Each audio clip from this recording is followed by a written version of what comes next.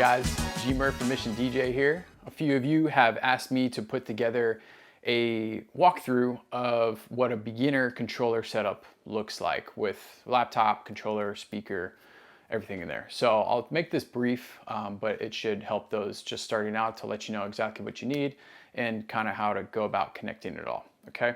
So first things first, grab a laptop that you should have and download your digital vinyl software of choice. Mine is Serato. Go to serato.com, download that sucker, follow the easy to follow download instructions, and get that guy on your computer, okay? And then I just made a video on how to import music into your library the most efficient way possible. So grab whatever music you have, watch that video, and it's called the #1 Serato DJ organization method. So hopefully that helps with that step.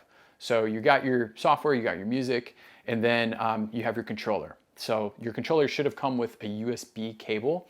You're gonna connect that to your MacBook or your PC. If it's a newer MacBook, you might need a connector to handle the USB-C port. You can get those on Amazon, okay? They're not that expensive, but you will need that as opposed to an old school square USB port, which I miss.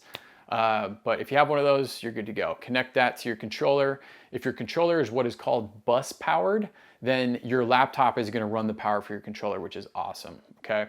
So you just need to keep your laptop plugged in and your controller and your laptop are gonna be running off the same power source.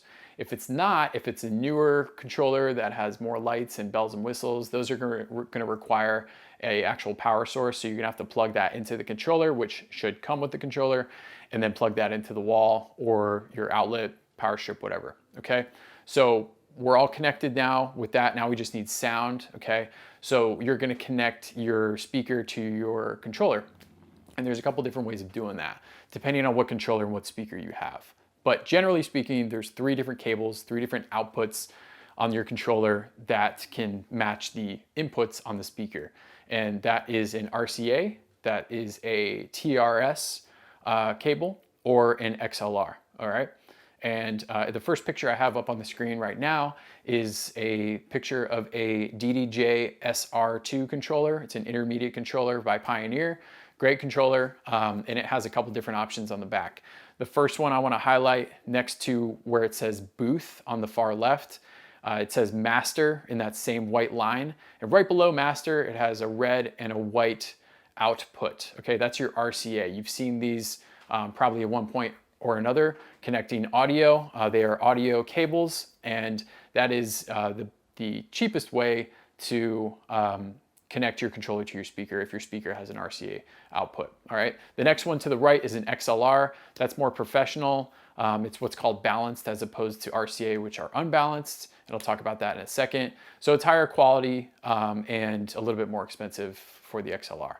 But, so balanced and unbalanced. The main difference is unbalanced is good for short distances, while balanced is good for longer distances. And the reason being, unbalanced only has one audio signal inside, next to the ground wire of the cable, and that is your hot audio signal, okay? So over long distances, just because it has that one wire in the ground wire, it might produce some interference over long distances. But we're talking about a bedroom setup here, so no need to worry, RCAs are fine. Balanced has a hot signal and a cold signal in addition to the ground wire, so 3 different wires in that cable, all right? And what that's gonna do, the hot and the cold are gonna cancel out any interference or extra noise over long distances. So balanced cables tend to be a little bit more expensive and a little bit more higher quality for those reasons. So if you have the option, go for that, and you can buy a 3-foot XLR cable for like maybe 10 bucks. I don't think it's that expensive, okay? So definitely make sure that you have the right cables going from your controller to your speaker. So the next picture I have up on the screen is the back of a very popular speaker. I chose it because it's a great speaker that I'd recommend buying. It's a little bit more on the expensive side, but it will last you a while and DJs swear by it. The second reason I chose it is because it has 3 different input options, and we're gonna be looking at the highlighted boxes there in white on the bottom of the picture. And the first one on top of the big highlighted white rectangle is your RCA.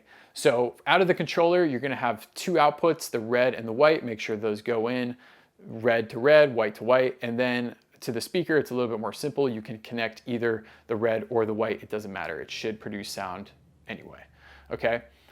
If you have the XLR connection, you can get that going from your controller. You can see where that is below the RCA on the back of the speaker there. Just plug that guy in. To the left of the XLR is what's called a TRS connection, which is your second balanced option. But there's no TRS connection for our master on the controller in view here. But what there is a booth output. So just to talk about what the difference between booth and master is real quick. Booth, a lot of times you won't have to worry about, so you can skip over this if you want. But basically booth is the sound that's gonna be in your booth coming right at you in real time. Your master is what the crowd is gonna hear. So in a legit like setup at a club or at a mobile gig, you're gonna have the speakers pointed out towards the crowd. And a lot of times what happens is the sound bounces off everything in the room or the area and then gets back to you a little bit delayed. And so that really can affect your beat matching. So a workaround has been to provide a booth monitor in the booth that is pointed directly at you, in addition to the speakers that are pointed away from you. So that sound comes directly to your ear in real time, so you can hear the beats in real time and beat match perfectly as you should, okay? So you don't have to worry about that. Your speakers coming from your master in your bedroom are basically gonna be your booth anyway. So really, you don't have to get an extra booth, trust me. You don't need that right now.